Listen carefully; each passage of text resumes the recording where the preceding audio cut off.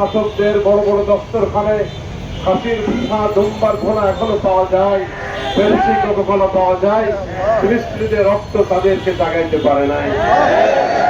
আমি পরিষ্কার করে বলতে চাই, যারা ব্যবসায়ী ভাই আছেন, এত রক্তপাতের পরেও যাদের দোকানে পেপসি কোকা-কোলা পাওয়া যায়, আমরা ইসরায়েলের দুশমন, আপনারা ফিলিস্তিনের দুশমন।